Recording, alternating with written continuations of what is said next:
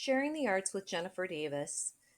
Today we'll focus on arts integration, grants and artist residencies, as well as resident artists and virtual instruction. Hi, I'm Jennifer Davis, visual arts educator. I taught elementary art for 11 years and have taught middle school art for 14 years. I'm a grant writer, I promote arts integration, and I welcome guest artists and community arts programs to my school. Grant writing ideas. I encourage you to first think, second dream, third believe, and finally dare. A quote from Walt Disney. Most of my grants have involved my entire school, community members, area business.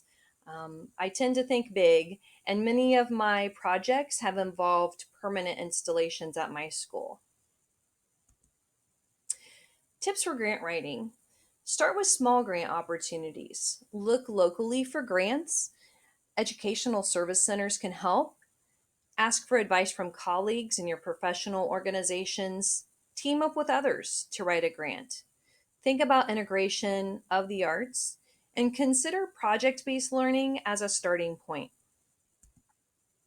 As an elementary art educator, I discovered the joy of integrating visual art with other subjects. I also learned the benefits of grant writing, resulting in projects that positively impacted our school family and community.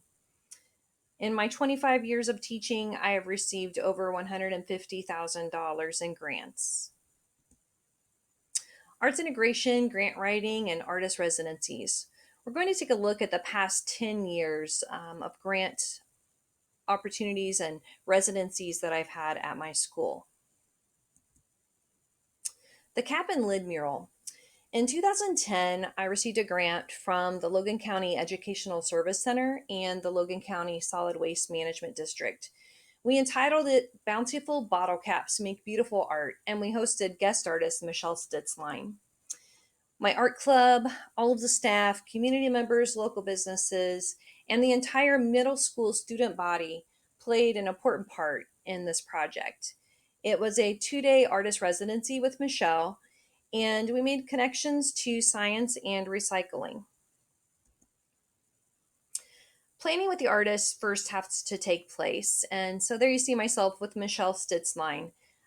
We emailed and talked on the phone several times planning for this project. We needed to form a vision, and decisions were made concerning a theme, the mural size, volunteers needed, donations that I needed to acquire. My art club students painted three 4 foot by 8 foot sheets of plywood in advance. A local hardware store donated 10,000 screws for this project. Students also collected caps and lids over the summertime prior to the project taking place. So you see the finished product there, and it was a school-wide effort representing Ohio's four seasons. While the students were working on the mural, the staff also came into this space and they created this pumpkin for our school as well. So everybody, hands on deck, worked on this project. It was a great use of 21st century skills as we used communication, critical thinking, our creativity, and lots of collaboration. Project based learning. This is something I then became interested in the next few years. And PBL is student centered. It develops a deeper knowledge through active exploration of real world challenges and problems. Students investigate and respond to a complex question, a challenge, or a problem. And the challenge that we took on was improving the landscaping at the entrance of our school building. It was definitely needing some love and care. So I chose a focus group for this project. It was the seventh graders in particular. And in 2013, 2014, I received grants again from the ESC, from that Solid Waste Management District, and in addition, the Soil and Water Conservation District. This was a cross curricular and hands on learning experience. We teamed up with the local vocational school, the landscape design instructor there. Also, local businesses, community members, our high school VOAG played a part, and our maintenance and grounds staff. So, that focus group I mentioned was the seventh grade. I specifically chose them because of the connection to their science standards, and the students learned about landscape design in art class. The teacher from the VOAG school, or from the, I'm sorry, the vocational school, came to my art classes and taught the students about drawing those. And they all drew their own designs. We made connections to math as far as scale when drawing. We made connections to science because of the plant selections that the students were making and what would work in our climate. Also, in language arts, there were some strong connections to this project. The students wrote letters to local businesses and community people to acquire donations for the project. And our guest artist for this project based learning project was Eric Marlowe. In the fall, he came for a 3 day visit, and we created some indoor sculptures as well as individual student projects. And then later, we created a large scale outdoor sculpture that was in the spring. In the springtime, when Eric came back to us, that was made possible through Art Possible Ohio, formerly the VSA. And that's a state organization on arts and disability, adaptation, integration, and the arts. So that additional grant funding came through for this outdoor totem like sculpture that we created. And all the students played a part in that. Once that sculpture was complete, we then installed that in the landscaping area. There was a strong connection to recycling. Eric developed a very powerful environmental message that he shared with our student body. And also, extra time was devoted to the special needs students. All those sculptures that we created during that year were made from plastic bottles. And along with that totem sculpture, we installed that new landscaping, of course, a bench and some birdhouses from our VOAG students. And the vocational school's landscape students actually came for a couple of days and helped the seventh graders install and transform that entrance to our building.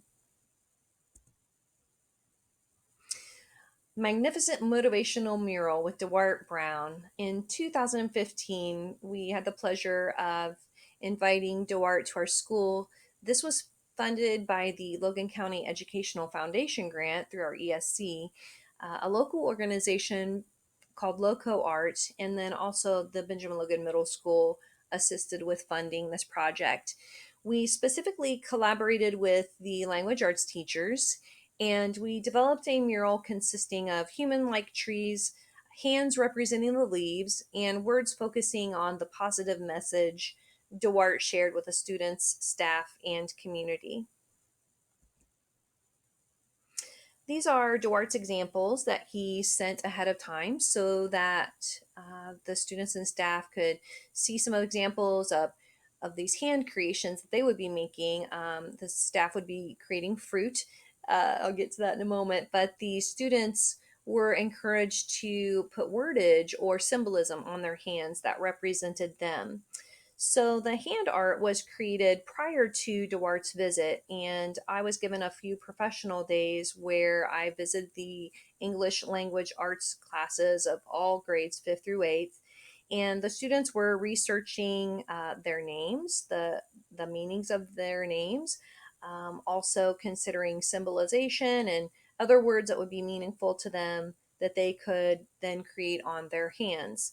The hands were made from yoga mat pieces. Duarte wanted to work with a thick type of surface that would have some dimensional qualities once placed on the wall.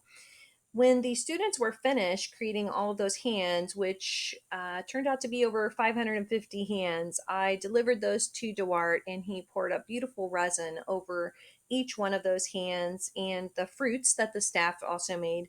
The staff made fruit, also put words and symbolism on there, but that was to represent us helping students grow. And then when Duarte came back to our school for his presentation and for our few days of working with him. He brought those hands back and we were ready to roll. We did, of course, meet prior and drew up plans and ideas, the vision that we had for the mural itself. So that's Duarte's sketch. When he came to us the first day, he did a student assembly, and that was school wide, fifth through eighth. He had me randomly choose a student from the audience, and he painted that student's portrait live in front of everybody. They absolutely loved that. Um, Having Dewart at our school was amazing. He just has such a beautiful spirit, and he touched the lives of our students and our staff. The drawing you see here was a drawing that Dewart made of himself and a student that he really impacted. They had similar childhood stories, and so Dewart created this drawing of the new friendship that was formed. Our mural was a school wide collaboration and a reflection of our students, our staff, and our community.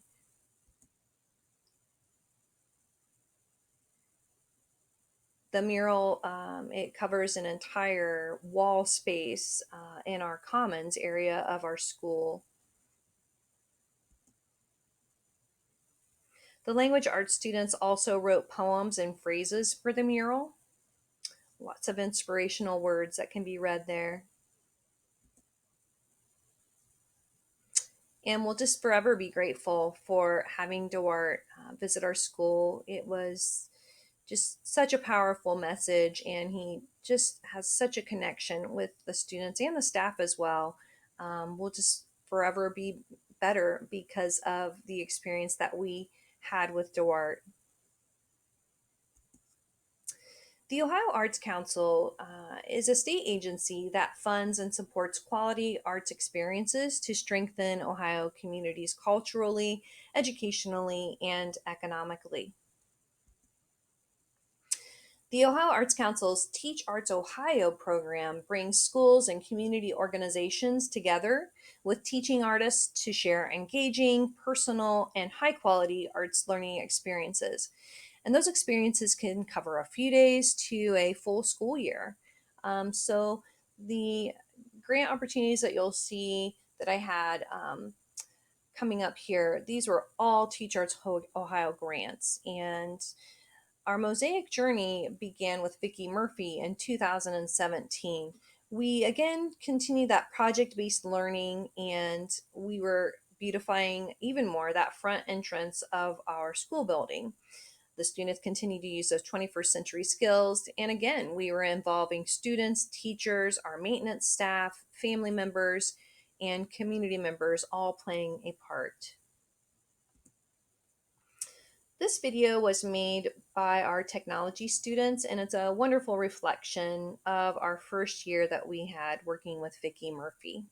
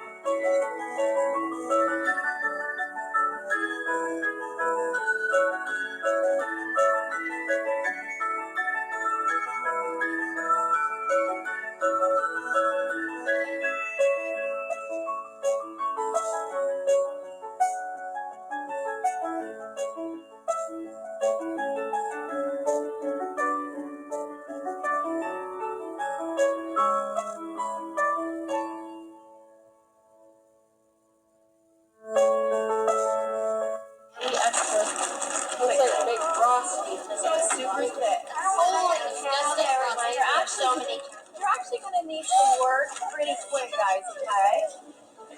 Wait till she's done. Oh, that's warm. Yikes. Hang on just a second, okay?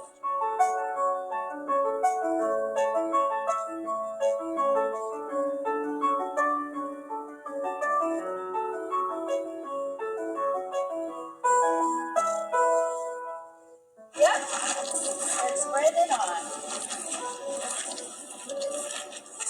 Good job, guys.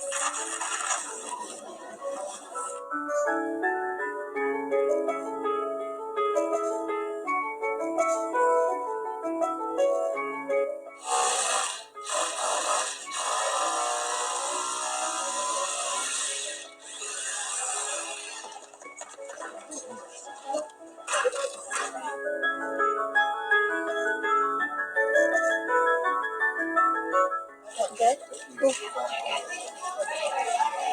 Totally, you guys got it?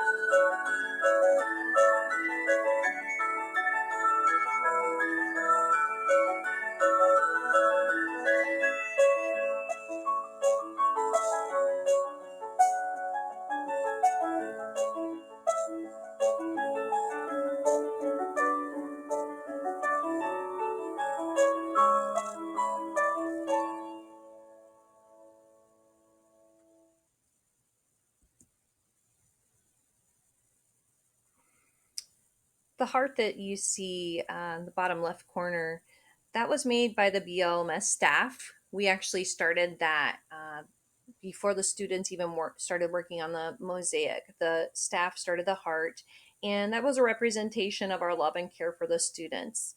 The plant life and the flowers created by the art students represents their growth throughout their middle school years.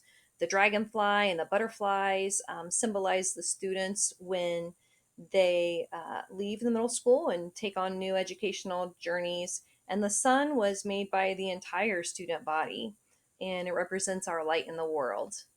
So that was year one.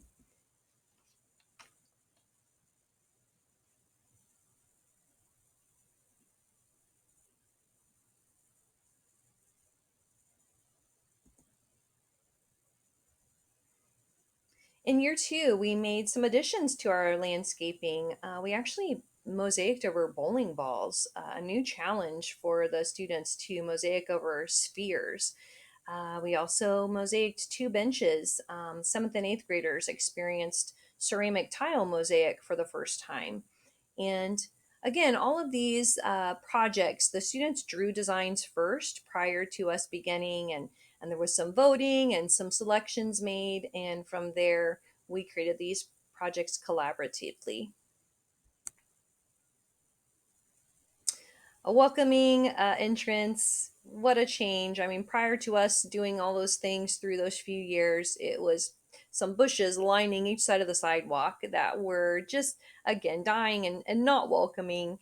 The transformation was just remarkable, and the students could take pride in that they made an improvement to our school through that project based learning, solving problems, working together. We also created a paint palette and brush and some drips of paint That was made during our Evening with the Arts program, where family members and community members could also experience the process of mosaic making. Full steam ahead. A new vision that I had, a vision for a STEAM center at our middle school. This would be something funded from the Teach Arts Ohio grants once again, and I was lucky to have three artist residencies for this project, collaboration amongst Vicki Murphy, art educator Dr. Jan Fedorenko, and art educator Bev Finkel.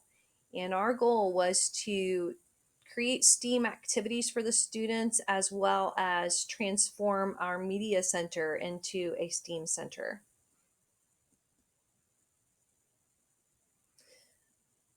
Bev and Jan's visits entailed students working on mobile type sculptures.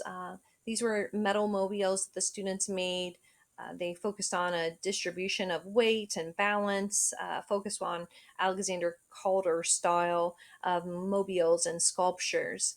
And those were all connected together, even trickier than combining all of their mobiles to create these large scale sculptures that were installed. We also made bottle chandeliers with an influence of Dale Huchuli's style of glass chandelier art. Along with these large scale installation pieces that the students made, they also were challenged with personal projects that they made for themselves, specifically art that could move or art that can make sound. Um, in particular, one really fun project that the students enjoyed was creating wind chimes and using found objects for that. It's a wonderful experience. Also, transforming that space was some ceramic art that we created, and all of the art students made a ceramic gear. So we had 400 in total that are permanently installed in the space, and also 8 tile mosaic signs that were created by students. Within the gears, we also included some bits of mirror and metal parts that were donated from a local factory, and it gave those gears a sense of movement. They really shimmer, the mirror shimmers when you walk through the space. It's a lot of fun. So again, 21st century skills were focused as students design, voted on, and produced these large-scale ceramic tile mosaics. Problem solving and teamwork took place, got us to the finish line. It was a huge undertaking. So the staff chose the words that would go on the signage for the STEAM Center, and the students again created all of those within art class time.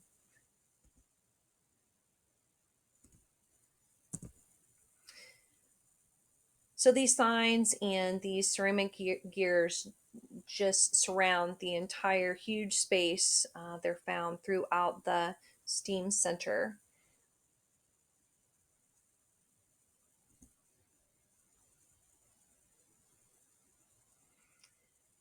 So next, I'll share with you some interviews that I did with Vicki Murphy, and we'll just get some answers to questions that relate to these topics that I'm sharing with you today, and hearing those topics from a guest artist perspective.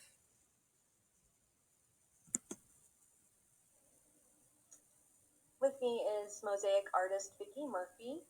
Thank you for being here, Vicki. Thank you, Jennifer. You have impacted the Benjamin Logan Middle School family and also this building, both inside and out. Can you share about these collaborations and perhaps what was your favorite of those collaborations? Well, my favorite, first of all, is the sun and the vines that are on the outside of the school. When you pull up to the school, you see them and they're so joyful. I saw them this morning. I'm so happy again to see them. And it was such a collaborative project. Not only myself and Jennifer, and of course the students, but we also had staff, we had custodial staff, we had media, and we had them be a complete part of the project as well. When when we first started the project that's out there, there's a heart in the middle. It's all stained glass and mirror. And we had staff come in and make that, and then the students made the rest of it with the vines and the flowers and the sun. The sun is a piece that every student in this school got to participate in. So I love that project because of all the students and staff that participated. Everybody was involved. It was so joyful, and I love the stained glass. I love the mirror. It's so sparkly and beautiful.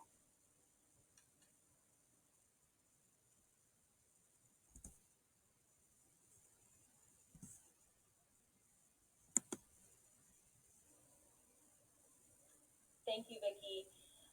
Can you speak a little bit concerning the collaboration that took place here in the Stream Center? Yeah, it's so wonderful to be here and to see everything all together. Um, this was a collaborative project along with Jan Federico and Bev Finkel, other artists who came in and worked as well to help transform this media center into a stream center. And with my part of it and what we created with Jennifer's students are the gears that are all around this room. They're made out of ceramics that were fired in the kiln that the students had each created. And then we made 8 of the signs, like the one that's behind me, these large signs. Those were all done by the students, but we had them draw ideas first, and we voted, the students voted on those to determine which 8 would end up in here. And staff came up with the words. They had meetings and discussed what words should be on the signs. And so there was a lot of collaboration with that. And these projects were done with ceramic tile. So the project out front with the sun and the vines is stained glass, but this material is ceramic tile. And so the students got to participate in that. And so we really transformed this room into a stream center along with the other artists. And it was wonderful to be a part of that as well.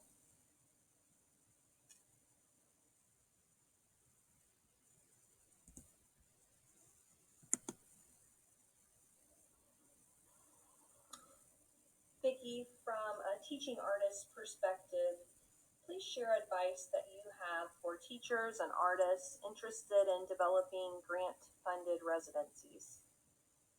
I have found that the best way to work in these collaborative situations are just for everyone to stay open and flexible and not for anyone to think like this is my project and I'm going to be in charge of how it goes. So that's been the best way is just to stay open and to listen to ideas. Jennifer and I did a lot of that throughout these projects where we just sat, talked, planned, and of course included student input, but there was a lot of behind the scenes work that we did together, Jennifer and I did together. And because it was a longer term residency, a school year, we had time to do some planning like that. And we worked also with a couple other artists, Bev Finkel and Jan Federico, to help transform this media center into a stream center. And they were a big part of that as well. And to get that going, we visited a couple places. We went to COSI, we went to The Point, which is a technology center. And so we did research beforehand to help us do figuring on what we wanted to see happen. That can happen when there's a long-term residency, like I said, but sometimes the residencies will be shorter. They might be a couple months. They might even be just a week. But that planning can still be done through the teacher and artist ahead of time, and then you just kind of hit the ground running once you have your short creative time period.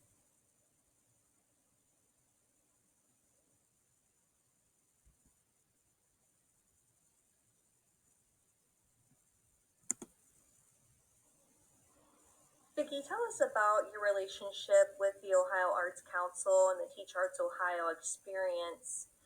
Also, could you share about COVID 19 impacting your residency experiences and any advice that you have for teaching virtually if necessary?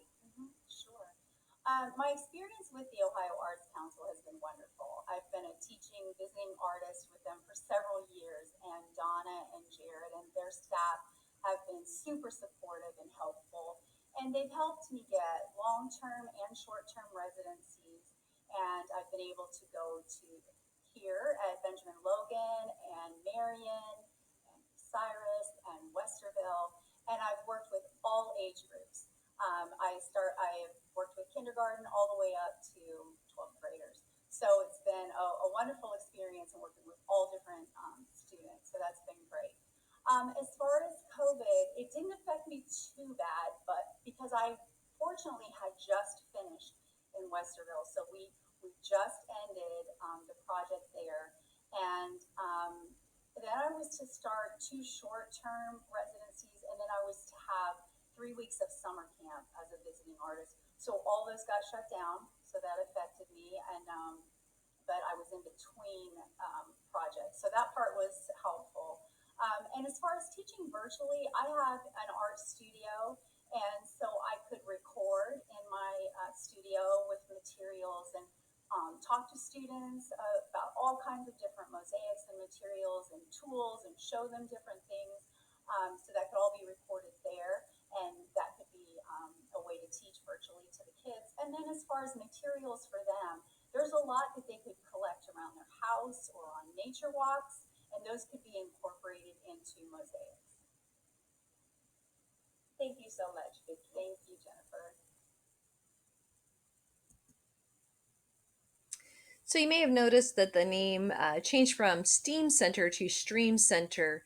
That R was added actually because of brainstorming and ideas we were taking from students for the space.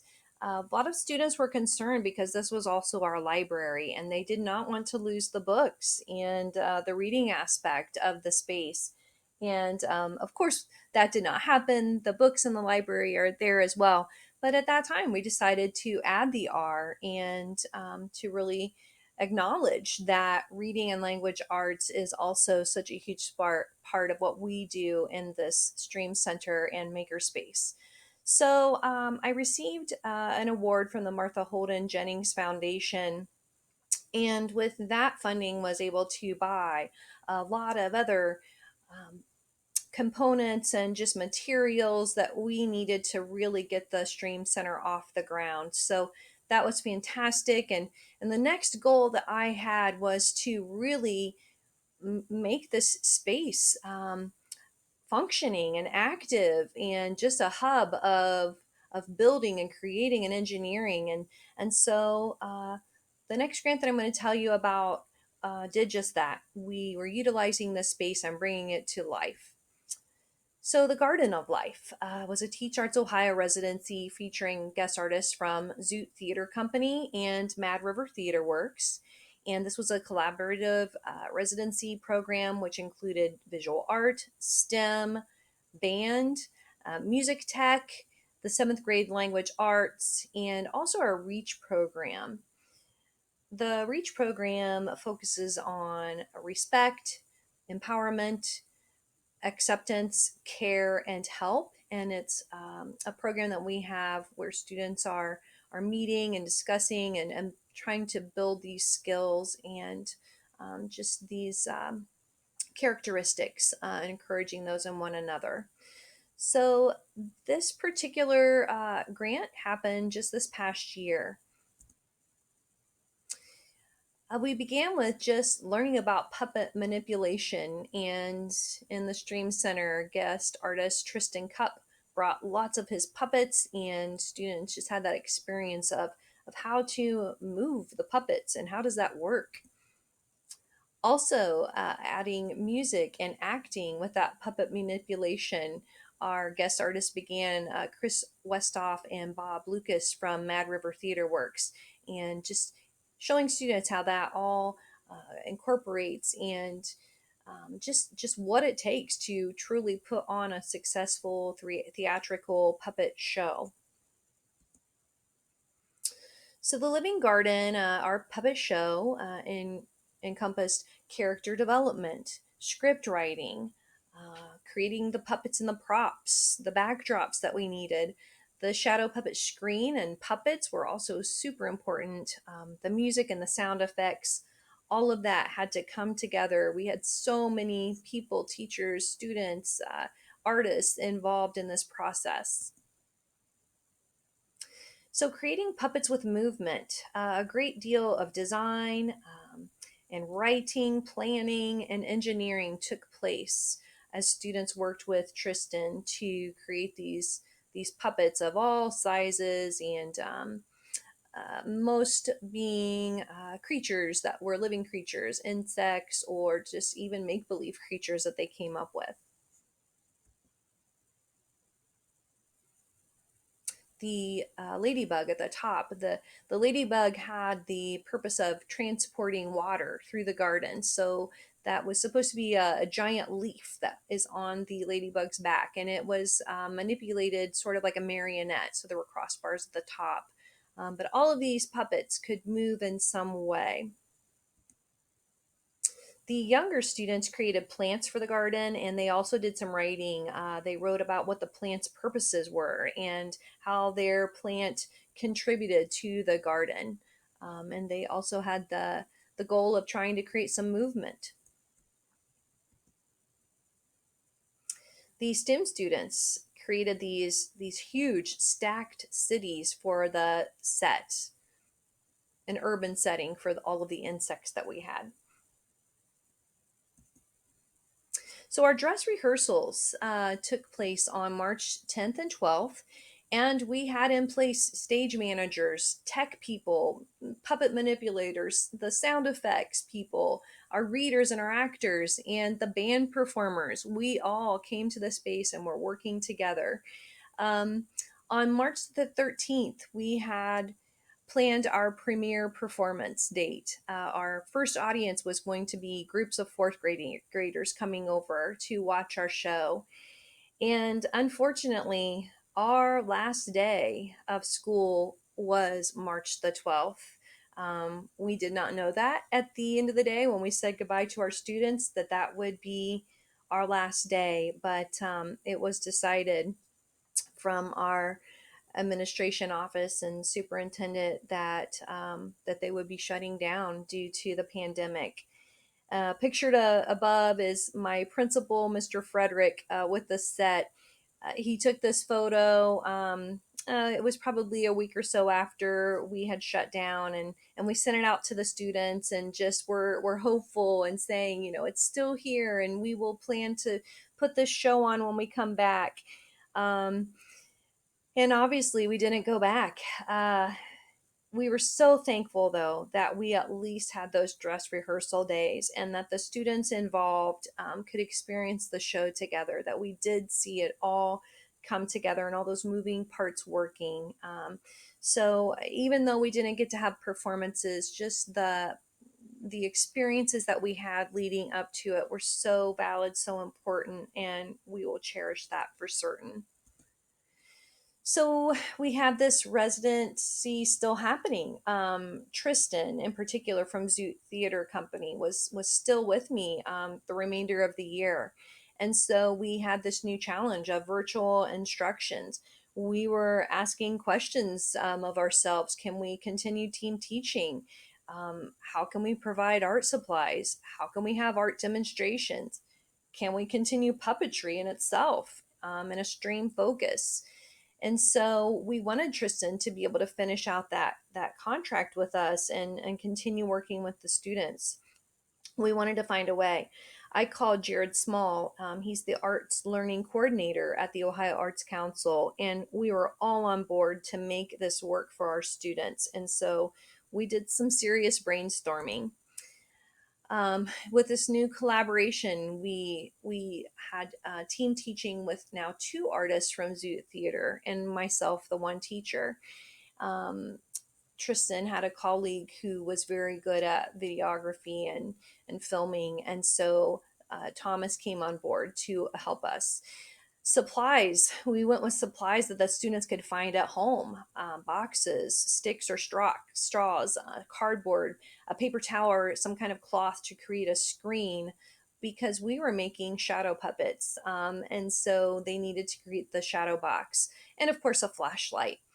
Zoot Theater filmed the episodes. So we went with the shadow box idea, knowing that the students could find these resources at home And Zoot Theater created these filmed teaching videos. I emailed those videos out along with additional objectives meeting grade level visual arts standards. We taught character and storyboard development. Tristan taught how to build that shadow box and to create the puppets. And then the students filmed or took photos of their puppet shows and their shadow boxes functioning. And again, we were able to continue that stream focus. So the student projects were amazing. We were so proud of the students. And you can see different themes and just the boxes were different sizes. It didn't matter. The important thing was that they could create the stories, create the characters, and make those shadow boxes function. Challenges that we had, the lack of internet and technology for some is huge.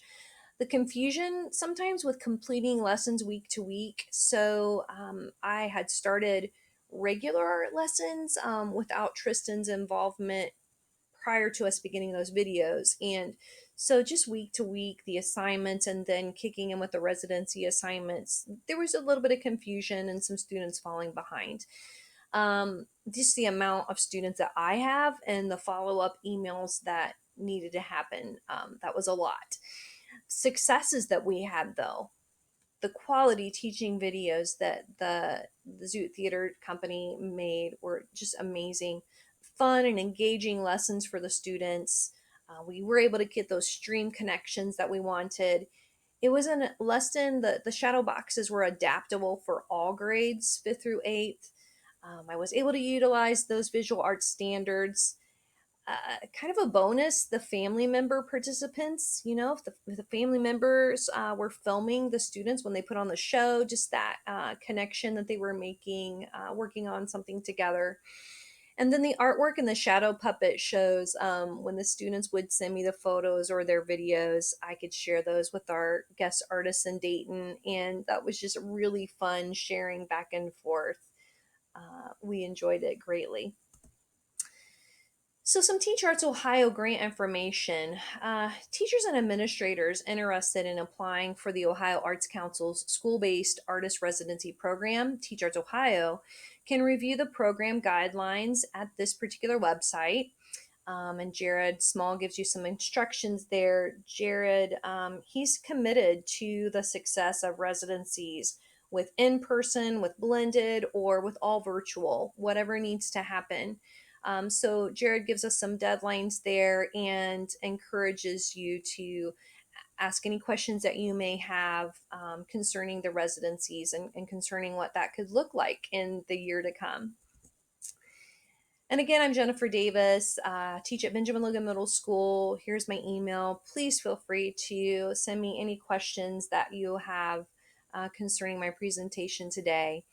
And best wishes as you begin grant writing, continue grant writing, think of residency ideas, and welcome those artists into your schools or organizations, wherever you may be.